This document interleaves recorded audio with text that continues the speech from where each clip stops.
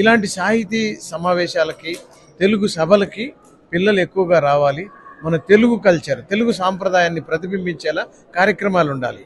కానీ కొన్ని సందర్భాల్లో సినిమా పాటలకు ప్రాధాన్యత ఇస్తున్నాం. కానీ మధ్యలో ఒక సెషన్ మాత్రం అదే వేదికపై పిల్లలకు సంబంధించి, తెలుగుకు సంబంధించి కొన్ని కార్యక్రమాలు మొదలు పెడితే పిల్లలు కూడా ఖచ్చితంగా ఆచరించే అవకాశం ఉంది. వాళ్ళు కూడా తెలుగు నేర్చుకునే అవకాశం ఉంది.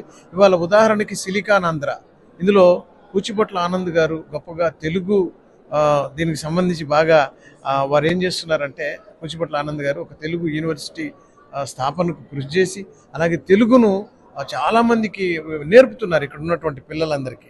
అలాగే ఇప్పుడు కూడా అంటే నేనేమంటున్నానంటే, ఇప్పుడు చాలామంది చెప్పారు మనం డాలస్లో తెలుగు యూనివర్సిటీ అంటే తెలుగు వాళ్ళు తెలుగు నేర్పుతున్నాం, లేకపోతే మనం ఫిలడెల్ఫియాలో నేర్పుతున్నాం.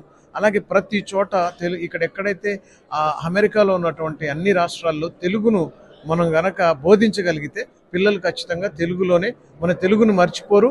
ఆ ఇంగ్లీష్తో పాటు తెలుగును కూడా వారు ఒక భాగం అయిపోతుంది. అంతే తప్ప ఇంకొకటి కాదు.